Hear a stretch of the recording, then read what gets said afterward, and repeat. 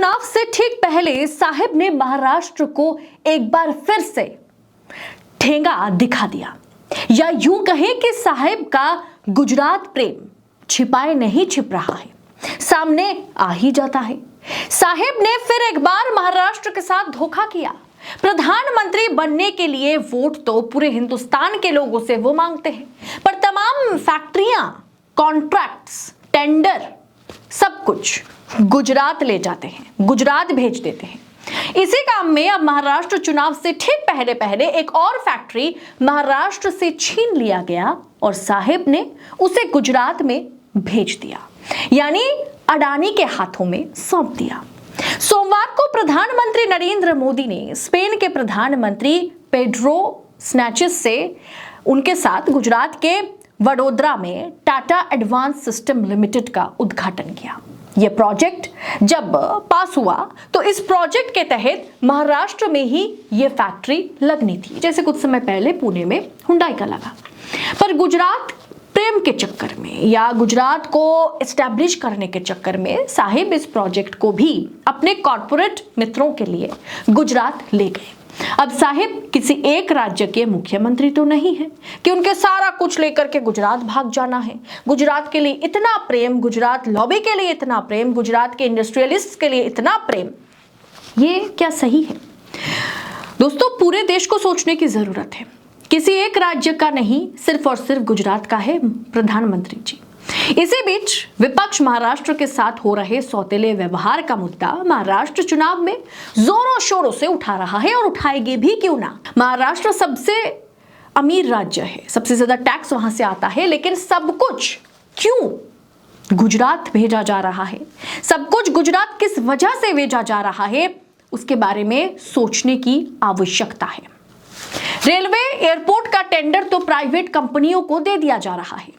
अब सेना के विमान बनाने का भी कॉन्ट्रैक्ट प्राइवेट कर दिया गया है, यानी कि प्राइवेट कंपनियां अब सेना के विमान बनाएंगी। प्रधानमंत्री नरेंद्र मोदी ने स्पेन के प्रधानमंत्री पेड्रो से उनके साथ गुजरात के वडोदरा में टाटा एडवांस सिस्टम लिमिटेड का उद्घाटन किया। टाटा ने यह कॉम्प्लेक्स C-295 विमान के निर्माण के लिए बनाया था। स्पेन से समझौते के अंतर्गत स्पेन के एयरबेस के साथ मिलकर के भारत कुल 40 C-295 विमानों का निर्माण करेगा, जिसका कॉन्ट्रैक्ट टाटा एडवांस सिस्टम को दिया गया है। टाटा एडवांस सिस्टम इस कॉन्ट्रैक्ट के जरिए भारत का पहला निजी क्षेत्र द्वारा निर्मित विमानों का निर्माण करेगा। दोस्तों, सितंबर 2021 में रक्षा मंत्रालय ने 56 विमानों की आपूर्ति के लिए airbase defence and space SA Spain के साथ 21,935 करोड़ रुपए का कॉन्ट्रैक्ट किया था, जिसमें कि 16 विमान स्पेन से उड़ान भरने की स्थिति में आप कह सकते हैं कि भारत को दिए जाएंगे, और 40 विमान भारत में टाटा एडवांस सिस्टम लिमिटेड द्वारा बनाए जाएंगे।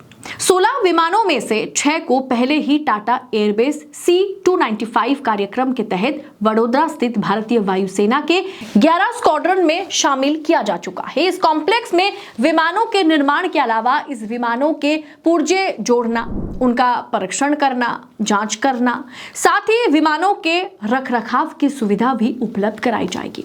इस कॉम्प्लेक्स में 2026 में विमानों के निर्माण का कार्य शुरू होगा। इस कॉम्प्लेक्स में सरकारी कंपनियां जैसे कि भारत इलेक्ट्रॉनिक्स और भारत डायनामिक्स के साथ तमाम निजी कंपनियां या प्राइवेट कंपनियां काम करेंगी। इस कॉम्प्लेक्स की नींव प्रधानमंत्री ने 2022 में रखी थी।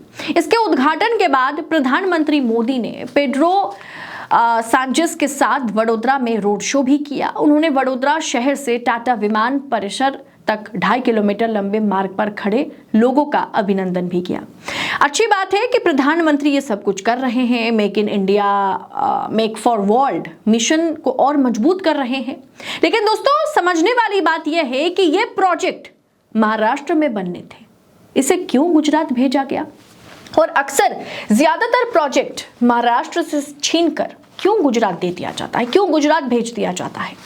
एक RTI से पता चला है कि मेक इन इंडिया का लोगो भी अमेरिका के ही एक कंपनी ने बनाया था, और इस काम के लिए टेंडर्स नहीं निकाले गए थे, बल्कि इस बाहर के कंपनी को सीधा कॉन्ट्रैक्ट दे दिया गया था। लेकिन दोस्तों, इस पर विपक्ष जो है वो ये सवाल उठा रहा है कि भारतीय डिफेंस के तौर पर जो मैन्युफैक्चरिंग कंपनी है, जिसे पर्टिकुलरली वडोदरा में शिफ्ट किया गया, जो मुंबई में बनने थे, उसे गुजरात शिफ्ट करने के पीछे वजह क्या है? डिफेंस के एयरक्राफ्ट्स बनेंगे, इसके लिए जो टेंडर या जो प्रोजेक्ट किसी दूसरे राज्य के पास आने थे, वो क्यों किसी दूसरे राज्य को भेज दिया गया, खास करके गुजरात में? महाराष्ट्र जो है, दिल्ली के बाद सबसे ज्यादा सर्वेलेंस में रहने वाला राज्य जो है वो महाराष्ट्र है। वहाँ पे जांच पड़ताल, वहाँ सर्वेलेंस अलग लेवल पर की जाती है, वहाँ की सिक्योरिटी सेफ्टी अलग लेवल की होती है। ऐसे में डिफेंस का इतना बड़ा मैन्युफैक्चरिंग सेक्टर जो मुंबई नहीं, जो महाराष्ट्र में बनने थे, वो क्यों गुजरात भेज दिया गया? क्यों बार बार हर एक प्रोजेक्ट्स को, और जिसके साथ डिफेंस सरकारी प्रोजेक्ट्स जो होते हैं, जो बढ़िया और बड़े प्रोजेक्ट्स होते हैं, उसे क्यों बार बार उसका हब गुजरात को बनाया जा रहा है? आखिर जिस 27 साल से जिस जगह पे 28 साल से जिस जगह पे भारतीय जनता पार्टी का राज है, उस गुजरात को क्यों हब बनाया जा रहा है? आखिर इसके पीछे क्या वाकई अच्छी सोच है सरकार की, या सरकार की मंशा कुछ और है? इस पर विपक्ष सवाल उठा रहा है। इस पूरे विषय को आप किस अंदाज में देख रहे हैं, कमेंट कर अपनी राय हमारे साथ शेयर जरूर कीजिएगा। बाकी ये जो खेल चल रहा है कि जो प्रोजेक्ट बाकी राज्य में बांटा जा सकता है, और खास करके महाराष्ट्र के सभी प्रोजेक्ट्स को क्यों मुंबई पुणे से गुजरात शिफ्ट किया जा रहा है, आखिर नरेंद्र मोदी की सरकार ये जो कर रही है, इसके पीछे सरकार की मंशा क्या है? सरकार ऐसा क्यों कर रही है? बस इसका जवाब सरकार दे दे। लेकिन सरकार जो है वो ना तो प्रेस कॉन्फ्रेंस करती है और ना ही जो प्रेस सवाल पूछती है उस पर जवाब देने की क्षमता सरकार रखती है। फिलहाल इस विषय को आप किस अंदाज में देख रहे हैं? ये जो एक तरफी कामकाज सरकार करती हुई नजर आ रही है, उस पर आपकी टीका टिप्पणी कमेंट बॉक्स में लिखिएगा जरूर। बाकी खबरों को ऐसे पाने के लिए चैनल को सब्सक्राइब जरूर कीजिएगा। फिलहाल इस रिपोर्ट में इतना ही। जल्द होगी मुलाकात आपसे। बहुत बहुत शुक्रिया। जय हिंद, जय भारत।